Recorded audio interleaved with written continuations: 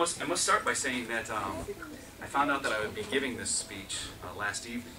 And, yeah, my pleasure, Steve, and I'm really honored to be here. This room holds a very special place in my heart. This is the room in which we held the command center for the '04 Bush campaign.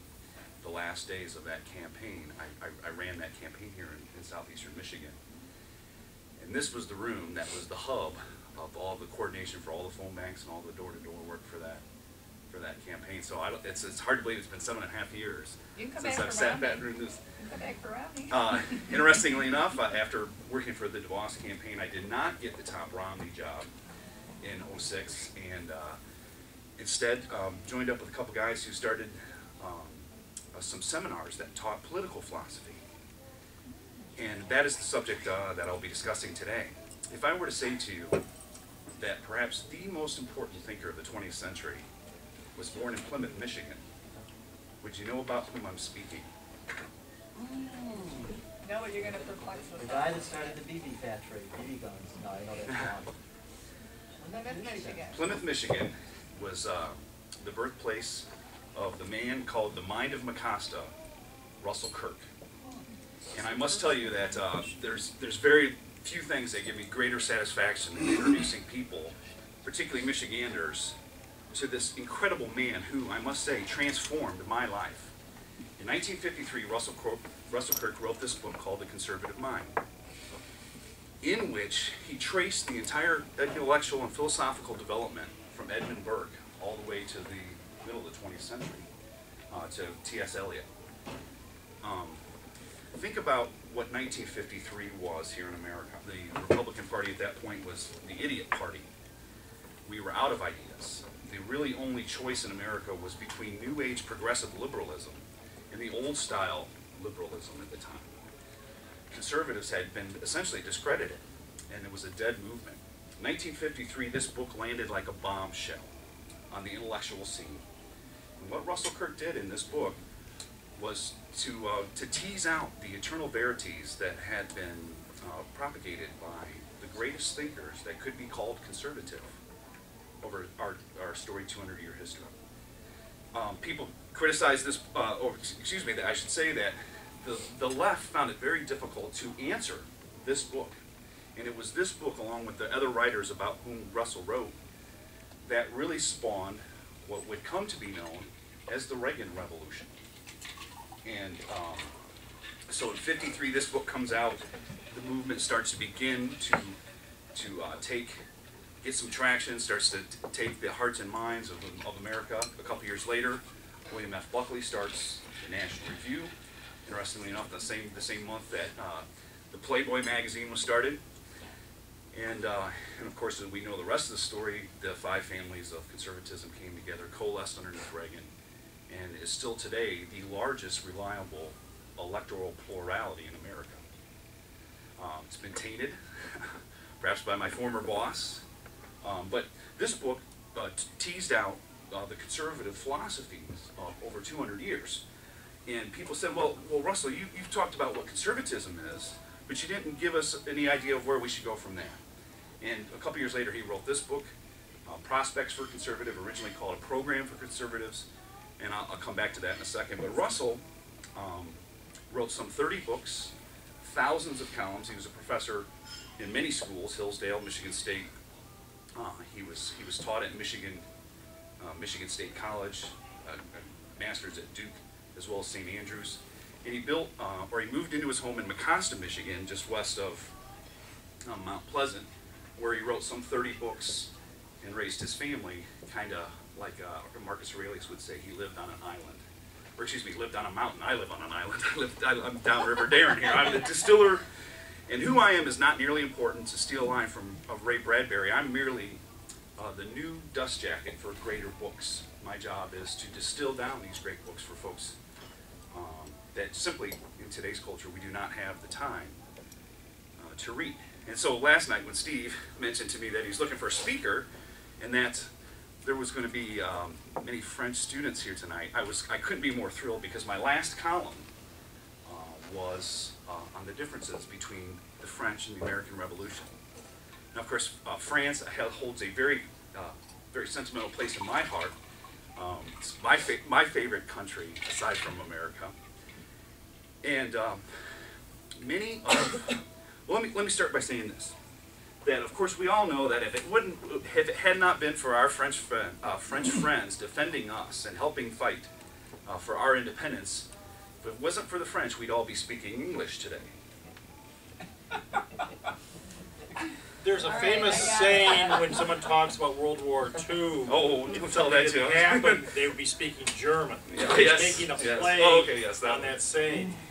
That's right. They're not familiar with it. That's Of course, the French did come to our aid. Could you pass me that water, please? Sure. I have a tendency to sweat while I read, so while I speak, you can imagine. We appreciate the French. All they do. We do appreciate the French very much, and I'm going to speak about that in just as we go through here. Think about 1789. What is going on in 1789 here in America? Our Constitution is being ratified. The longest enduring Constitution of its type. At the exact same time that the Constitution was being ratified here in America, revolution was breaking out in France. At a time when a brand new country would consecrate old established customs, an old country, France, would attempt new abstract theories of government and demolish its old institutions and its ancient regime. In attempting to remake mankind and its social contracts, France, for decades, would devour its own children and disfigure much of the continent, and it would end in despotism. On the other hand, America, for centuries, would enjoy relative law and order, liberty, peace and prosperity, and would grow into one of the greatest republics the world has ever known. The different ideas which lay at the heart of the American and French revolutions continue to powerfully shape, in opposing ways, the world in which we live today. The battle between these two revolutions is still being fought in the minds of our political philosophy. Russell Kirk points out that America's War of Independence was a revolution not made but prevented. Not a revolution made but prevented. Similar to the way Burke would say that the Glorious Revolution of 1688 was in Britain. Britain's America's colonies had grown accustomed to and rather liked the fact that their mother country had permitted us the salutary neglect, where we were able to manage our own affairs. We were essentially autonomous states. Our leaders had grown accustomed to governing themselves. And it was King George, the founders felt, who was infringing upon the chartered rights of Englishmen. When our framers mustered in Philadelphia, they constructed little that was innovative. Very little of it was innovative. None of it was new. But rather conserved the best of the constitutional bequest from our British heritage. An independent judiciary is about the only thing that is truly new and innovative about the way that our Constitution was constructed. Independent and able to say whether certain laws were constitutional or not. That was a new creation. But Americans were not caught up in the radical philosophies which were catching fire and burning down in France. Instead of desiring to create some new sentimental egalitarianism, Americans were concerned with preserving the existing order and restating long-observed principles of law. So think about the founders. The founders were this aristocracy of leadership. They had been leaders in their own legislatures back home. Whereas, unlike the 55 refined framers in Philadelphia, the rancorous 1700, which comprised France's National Assembly, these were men that had no experience in governing and had very little experience in philosophy, political philosophy in particular. And so, the 1700 that gathered, that began the form of the post-revolutionary France, or as France's revolution was breaking out, they entertained all kinds of extravagant notions of social perfectibility, being quite unacquainted with representative government. The conservative, Russell writes about this in his book, The Conservative Constitution, which is a book that I believe is, if you are a reader, this is a wonderful book at this time, as we're dealing with some very tough constitutional issues today. The Americans were steeped in the tradition of Blackstone's commentaries on English law, and it was our favorite Frenchman, Baron de Montesquieu, whose name was most mentioned from the Democracy of the Dead at our Constitutional Congress.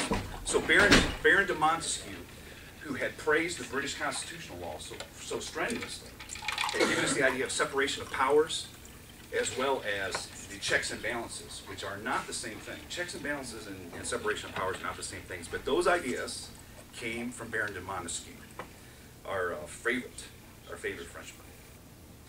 The French, ironically, did not learn from our favorite Frenchman, but instead embraced atheistic faith in absolute reason, of the likes of like Thomas Paine, interestingly enough, one of the men who helped found our country, but who left America for England in 1787, as well as the French embraced the ideas of what has been called the insane Socrates from Geneva, Jean-Jacques Rousseau, whose work, The Social Contract, has been called the handbook of the French Revolution.